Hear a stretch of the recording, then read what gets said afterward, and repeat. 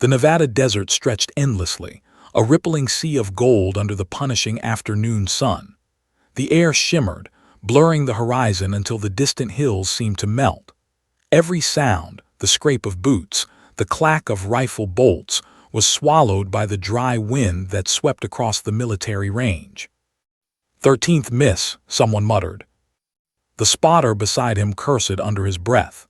The steel plate 4 kilometers away stood untouched, glinting mockingly in the heat haze. Each shooter had walked to the line certain they could make the shot, and each had failed just as quickly. It wasn't just distance, it was humiliation. At the observation tent, Navy SEAL instructor Cole Raines crossed his arms, the corners of his mouth twitching in mild frustration. His voice cut through the desert air like a whip. "Any snipers still think they can hit it," he called out, his tone half taunt, half dare. No one moved. The men shifted uneasily, sweat dripping from brows, rifles resting uselessly beside them. Cole's sharp eyes scanned the group: Marine scouts, Army marksmen, Air Force specialists, all top of their class. Yet today, the desert had stripped them of every ounce of pride. Cole was about to call it when a quiet voice rose from the back. "I'll try." The words weren't loud, but they sliced clean through the murmuring crowd. Heads turned. A woman stepped forward, her shadow long in the sand. She wore standard-issue desert fatigues, sleeves rolled to her elbows, and a ball cap pulled low against the glare. Her name tag read Morrow, L. Cole frowned slightly. "You sure about that, Captain?" She nodded once, expression unreadable. "Yes, sir." A few men chuckled under their breath. "She's kidding, right?" one whispered. "No one's even scratched that target today." But Morrow wasn't joking. She moved toward the firing line with the calm rhythm of someone who'd done this 1,000 times before. Her boots left crisp prints in the dust. She knelt, unzipped a matte black case, and revealed a rifle that gleamed like a blade under sunlight. Cole raised an eyebrow. It wasn't standard issue, it was custom. A .408 intervention, built for extreme long-range precision. Every inch of it spoke of obsession and discipline. Adjusted her bipod, pressed her cheek to the stock, and began to work. She checked the rangefinder, exactly 4,021 meters. Air density 0.987. Crosswind, 6 miles per hour northeast. Temperature, 107 degrees Fahrenheit. She didn't need to write it down. Every number settled in her head like coordinates etched in steel. Behind her, the other shooters whispered among themselves, half amused, half intrigued. Cole walked closer, his boots crunching over gravel. "You're aware this is a record-breaking distance, right?" he said. Didn't lift her head. "I'm aware." Cole's smirk faded slightly. Her voice wasn't arrogant. It was measured, steady, like someone speaking a fact, not an opinion. She adjusted her scope, fine-tuning the parallax. The desert wind shifted again, tugging her hair loose from the cap. Through the scope, the world narrowed to a single shimmering shape, a distant square of gray steel barely visible in the mirage. Every sound faded, the mutters, the heat, even Cole's breathing behind her. It was just her, the rifle, and the wind whispering across the dunes. Cole folded his arms, watching. He'd seen confidence before, but this wasn't confidence. It was focus sharpened into something dangerous. The spotter radioed from the tower. "Target set, ready when you are." Inhaled slowly, eyes steady. "Copy that." "Whenever you're ready," Cole said. She didn't answer. Her thumb flicked the safety off. The rifle's weight became an extension of her heartbeat. She inhaled, then exhaled, slow, controlled, counting silently. 1, 2, 3, hold. Her finger brushed the trigger, light as a feather. Crack! The shot split the silence, echoing across the desert. Dust lifted where she lay prone, the recoil firm but balanced. The bullet vanished into the heat wave. Seconds passed, 3, 4, 5. Everyone strained their eyes toward the target, waiting, hopping. Nothing. Then faintly, a metallic ding rang out from the horizon. The sound was small, almost fragile, but it carried across the desert like thunder. Someone gasped. Another dropped his binoculars. Cole froze, his mouth parted slightly. No way. The radio crackled to life. Hit confirmed. Dead center. And in that scorching silence, Morrow lowered her rifle, eyes calm. No smile, no celebration. Just a whisper of wind, and the stunned realization that the quietest person on the range had just made history. The echo of the ding still lingered over the Nevada desert like a ghost refusing to leave. The men stood frozen, eyes darting between the distant target and the woman lying prone behind the rifle. Morrow didn't move. Her breathing stayed steady, her hands smooth as she unloaded the chamber, checked the bolt, and cleared the weapon. It was muscle memory, ritual, not reaction. Cole Raines finally broke the silence. Holy, he stopped himself, stepping closer. Range confirm, he barked again, as if unwilling to believe the first report. The spotter's voice came crackling back through static. Confirmed hit, instructor, center plate, repeat center. A stunned laugh rippled through the crowd. One of the Marines clapped his buddy on the shoulder. No way she just pulled that off. Stood brushing dust from her uniform. The sun glinted against the steel of her rifle as she packed it away with the same quiet care she'd shown setting it up. No pride, no arrogance, just focus, unbroken and absolute. Cole walked toward her, his boots crunching over the gravel. Captain Morrow, he said, his voice a little rougher than before. Mind telling me where the hell you learned to shoot like that? Met his gaze, her expression calm but unreadable. Army Ranger Program, sir. Long-Range Reconnaissance Division. Cole blinked. I thought the Rangers didn't. They didn't, she interrupted softly. I trained under my brother's team before my commission. I learned from him. Something in her tone shifted at the word brother. Cole noticed it, the faint tightening in her jaw, the subtle drop in her gaze, but she didn't elaborate and he didn't push. Instead, he motioned toward the target in disbelief. You realize that was 4,000 meters. Nobody's hit that in training, ever. Nodded once, I know. Cole waited for her to add something, anything. A hint of satisfaction, maybe even pride, but she simply zipped her rifle bag and slung it over her shoulder. Permission to log my shot and return to barracks, sir. He almost laughed. After that, you've earned more than that. Her lips twitched in what might have been the beginning of a smile, but it faded before it fully formed. No, sir. That's all I came for. She turned and began walking back across the sand, leaving faint footprints behind her that the wind was already erasing. The men watched her go. One of them muttered, "What's her deal?" Cole didn't answer. He was still staring after her, the glint of the sun bouncing off her rifle sling like a memory he couldn't shake. Later in the mess hall, conversations buzzed louder than the overhead fans. Word had spread faster than wildfire. The silent woman who outshot every sniper on base. Some refused to believe it. Others swore they'd seen it with their own eyes. Cole sat at a corner table, replaying the shot in his mind. He'd trained world-class marksmen, but Morrow's focus was something else entirely. It wasn't about winning. It was about erasing something, like every breath she took behind that rifle was a step toward silence. When she walked in, the room quieted instantly. Plates clattered, whispers died. Carried a tray, unbothered by the attention.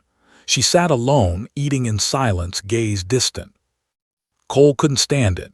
He walked over, setting his tray across from hers. You know, that's the part where the hero usually says something inspiring, he said lightly. Looked up, her eyes steady and unreadable. I'm not a hero, Commander. I just know how to listen to the wind. Cole leaned back, studying her face. That's not all you're listening to. A shadow flickered in her expression, gone just as fast. Maybe not, she said quietly, picking up her cup of coffee. But the wind doesn't lie, people do. He wanted to ask more, but something about the way she said it stopped him. There was weight there, grief wrapped in precision. As she stood to leave, Cole said, Captain Morrow, what were you aiming for out there? The target, The record. She paused in the doorway, her back to him. Neither, she said, just peace of mind. And then she was gone, swallowed by the blinding sunlight spilling through the mess hall windows. Cole sat there, her words echoing in his head. Peace of mind. He didn't know what haunted her, but he knew that kind of aim didn't come from ambition. It came from loss. Outside, the wind picked up again, swirling across the empty firing range. And though no one fired a single shot that evening, the sound of Morrow's impossible ding still seemed to hang in the air, like the echo of something no one could explain, and no one would ever forget. The next morning, the desert seemed quieter than usual. The air hung heavy, still remembering the echo of yesterday's shot. Cole Rain stood at the firing line long before sunrise, staring at the distant steel target glinting faintly under a pale orange sky. The marks of bullet impacts the metal, but its perfect shot sat right in the center, a single hole so clean it looked unreal. He raised his binoculars again, though he didn't need to. It was there, undeniable.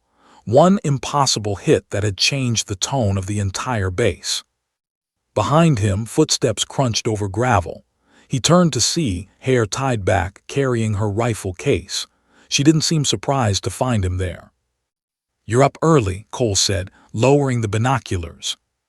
"So are you," she replied evenly. He smirked. "Can't stop thinking about that shot." Knelt, unfolding her rifle. "Neither can they," she said, nodding toward the trainees approaching from the barracks. They whispered as they came, still talking about the woman who outshot the SEALs. Cole watched her prep the rifle again, movements smooth, exact, ritualistic. "You planning on breaking your own record?" "Maybe," she said. "Maybe I'm just making sure it wasn't a fluke." Her tone was calm, but he caught the faint edge of restlessness. It wasn't pride driving her. It was something that refused to let her rest. He crouched beside her. "You ever going to tell me what this is really about?" Looked through her scope, adjusting the windage. "You wouldn't understand." "Try me." For a moment she said nothing. Then quietly she asked, "You ever lose someone because you miscalculated something that should been impossible to miss?" Cole blinked, caught off guard. "Yeah," he said finally.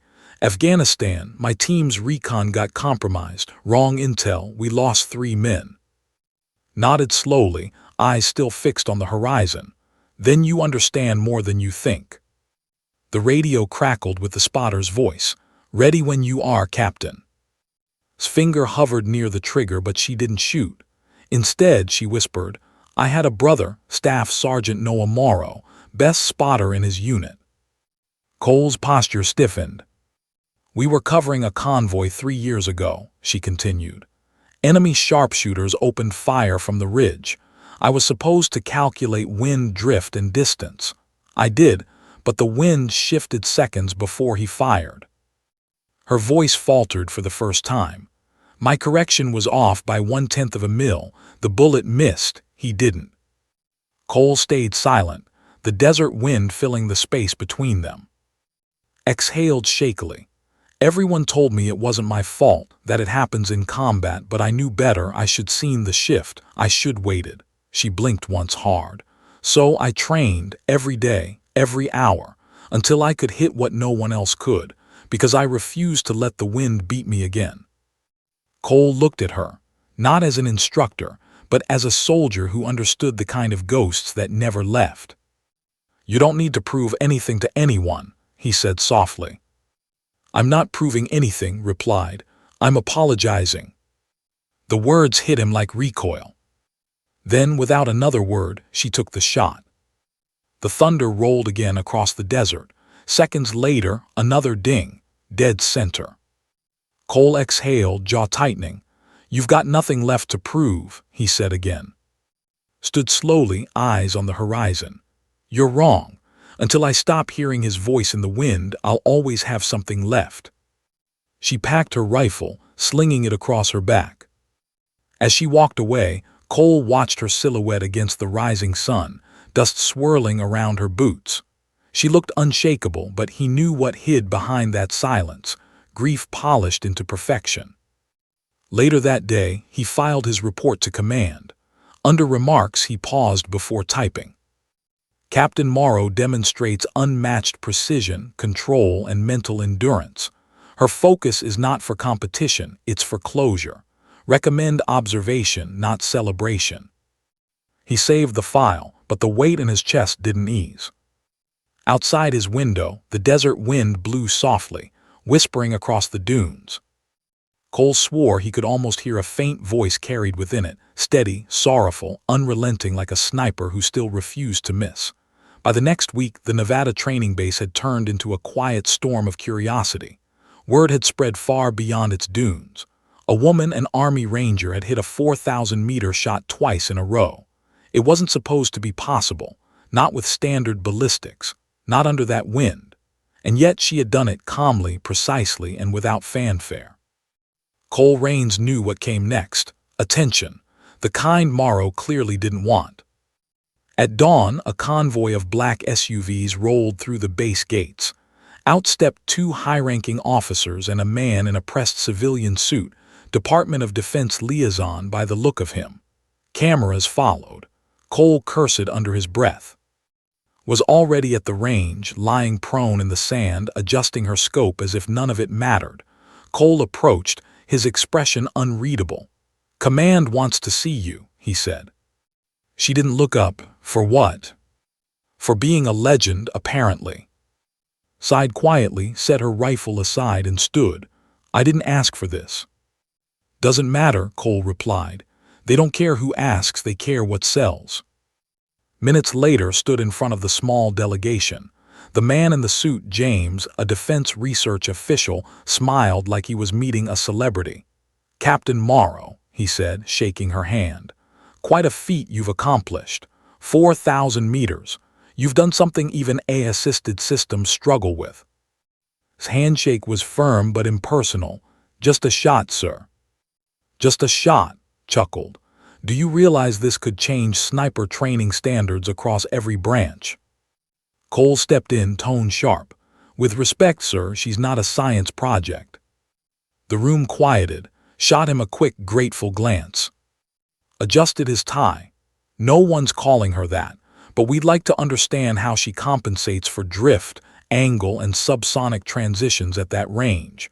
The military spends millions on ballistic algorithms. She did it with instinct."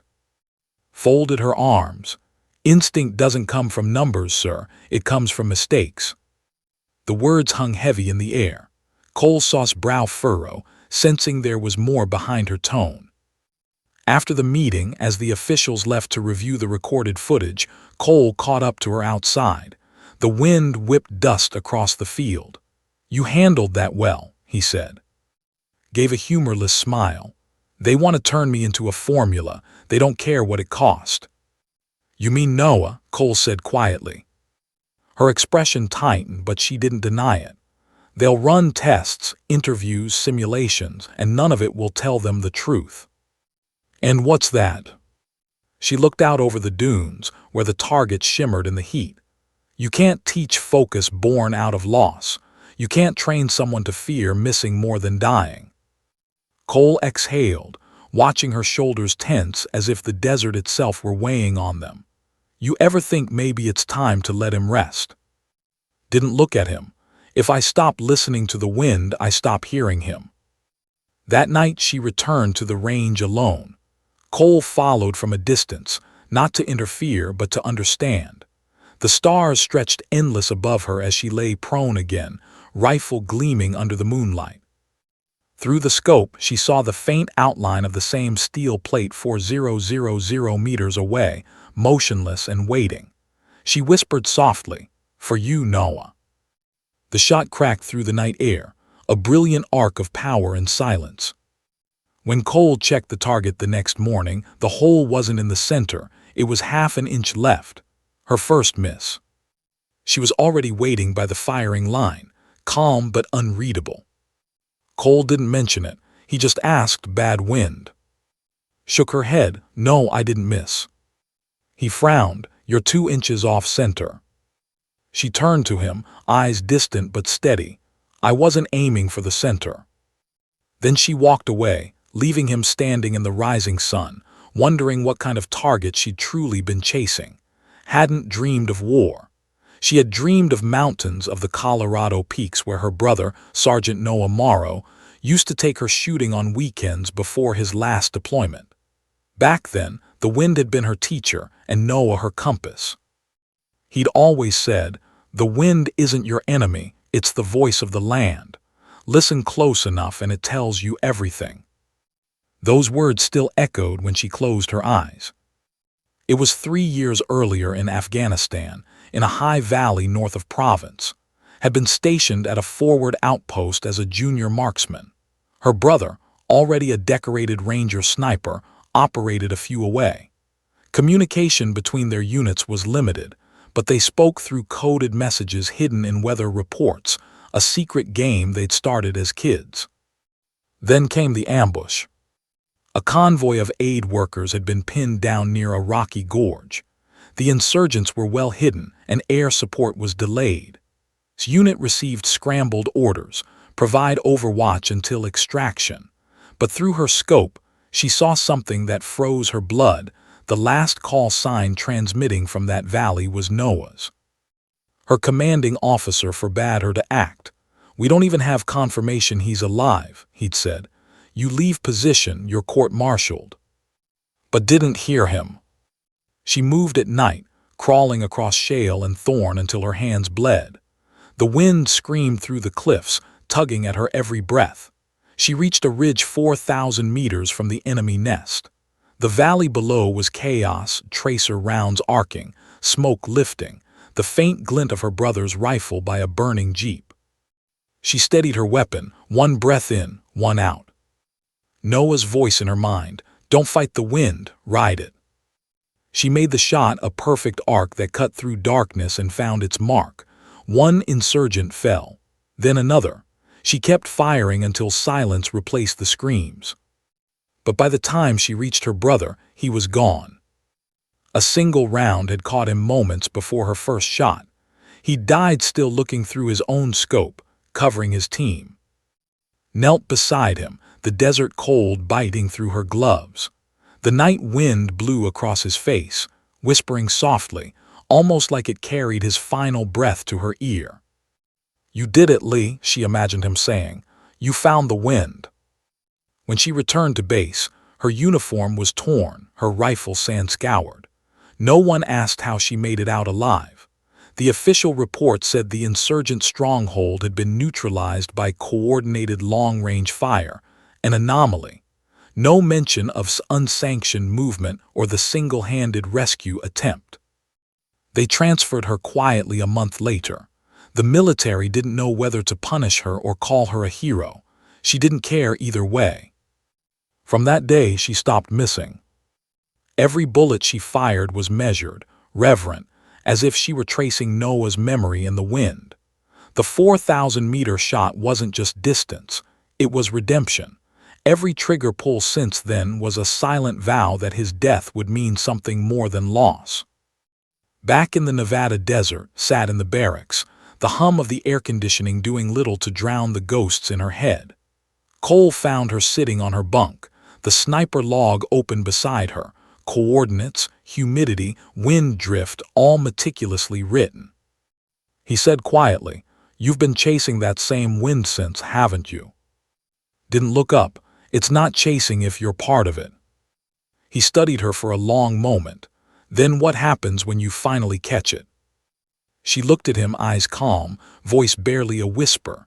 "Then I'll know I can finally let go." Outside, the desert wind picked up again, steady, endless, familiar. Almost as if it, too, remembered the brother she lost and the promise she'd never stopped keeping.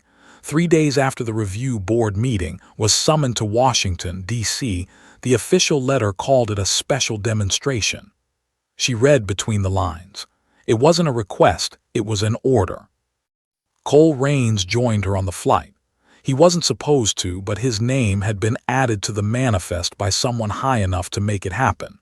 When she gave him a questioning look, he only said, "If they're testing you, they're testing me too." The plane landed at Air Force Base before dawn. Waiting on the tarmac was James, the same defense research official who'd smiled too easily in Nevada. "Captain Morrow," he greeted. "Welcome to Project." Inside a heavily secured hangar saw rows of advanced sniper systems, prototypes with digital scopes, wind-mapping drones, and AI targeting software. Engineers moved like ghosts, their eyes darting toward her with a mix of awe and fear. Gestured toward a massive digital screen displaying ballistic simulations. "We've modeled your 4,000-meter shot down to the molecular level. Even with perfect data and algorithmic correction, no computer can match your variance. It's almost supernatural." Folded her arms. "You dragged me across the country to tell me I'm not a machine." Smile didn't reach his eyes. "We're not here to flatter you. We're here to learn from you. You'll perform the shot again under controlled lab conditions." Cole stepped forward. "She's not a lab rat." Ignored him. "If we can understand how you read wind without instruments, we can build soldiers who never miss." His voice hardened. "You mean weapons who never think." The words hit harder than gunfire. His jaw tightened. "You're a soldier, Captain. You follow orders." Met his stare. "I follow what's right." That earned her a cold smile. "We'll see how long that lasts." Hours later, stood inside a climate-controlled testing range, an enormous underground tunnel stretching half a mile. A digital target shimmered at the far end, illuminated by artificial light. Her rifle had been replaced by a modified model loaded with sensors, its trigger and barrel wired to computers. She looked around, cameras everywhere, observers behind reinforced glass, every breath recorded, every blink measured. She lay prone, feeling none of the earth beneath her, just sterile steel. Cole's voice came through her earpiece. "You okay?" She hesitated. "No, the wind's dead here." Still she aimed. The range was perfectly still, no dust, no sway, no scent of sand. It felt wrong. She pulled the trigger. The bullet hit the target dead center, zero deviation. Perfect. Applause echoed behind the glass but didn't move. Her chest tightened. That shot didn't belong to her. It was lifeless, mechanical. Entered moments later, glowing with triumph. "See, even without wind you adapt. You are the model." Stood, her expression unreadable. "You don't understand. That wasn't a shot. That was math." "And math," replied, "wins wars." As she walked out, Cole caught up to her. "They're using you." She nodded. "They're not just using me. They're replacing me." That night, unable to sleep, she slipped into the restricted data lab. Rows of monitors showed test recordings, ballistic traces, and encrypted files labeled Project, Human Replication. She opened one. Inside was a digital model of her shooting profile, heart rate, breathing rhythm, even the tiny pauses she took before firing. The file name froze her blood, LM01. Below it were two more, LM02 and LM03. She wasn't the only one anymore. A hand landed on her shoulder. "Cole, we need to go now."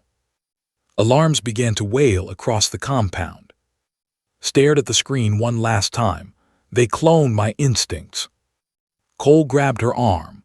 "Then let's make sure they never get to use them." The alarm screamed through the underground facility, red lights spinning across metallic walls. Pulse matched the sirens. Cole dragged her down a service corridor, their boots echoing in the chaos. Behind them, security guards shouted orders, "Lock down sectors 3 through 7. They burst through a maintenance door into the night. The air was sharp, cold, and real, the kind of air could read. For the first time in days, she could breathe. Cole pulled the emergency brake on a waiting Humvee. "Where to?" His eyes were fixed on the horizon. "Somewhere they can't erase me." They drove for hours, headlights slicing through the empty Virginia. Finally, at a gas station outside, hacked into a public Wi-Fi network using a small encrypted device she'd built herself, a habit from her Ranger days. Within minutes, she found what she was looking for, a classified satellite link hidden under a civilian weather satellite. It led straight to a facility in Montana, labeled Training Center Theta. Cole leaned over her shoulder. That's not a research lab, that's a black site. Zoomed in. On the satellite feed, figures in tactical gear were firing rifles across snow-covered plains.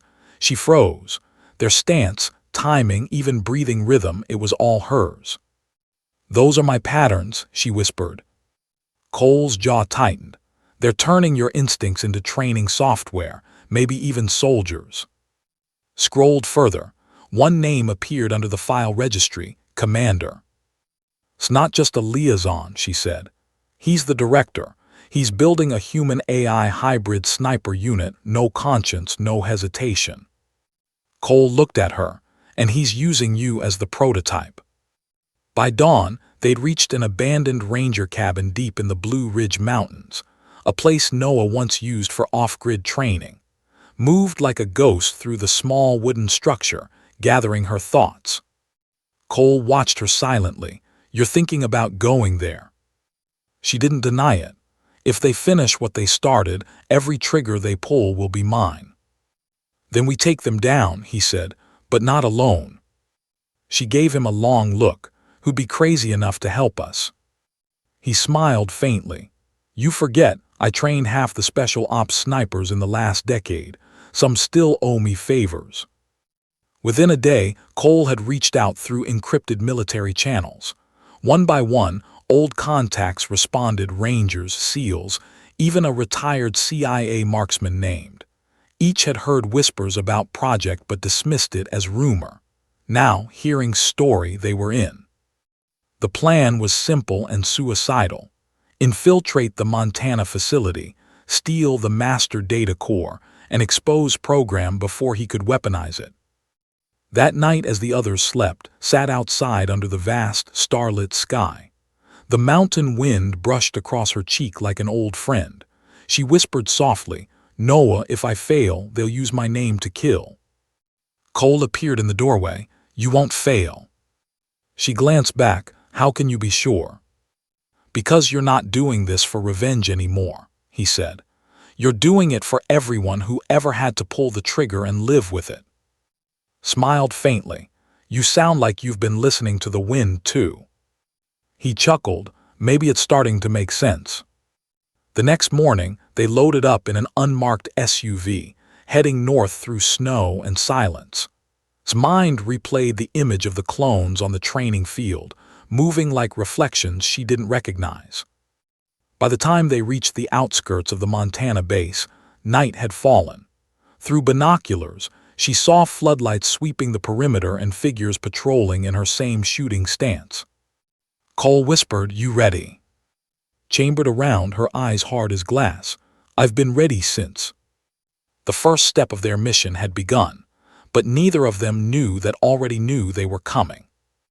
Inside the facility, in a dark control room, he watched their SUV on a thermal monitor and smiled.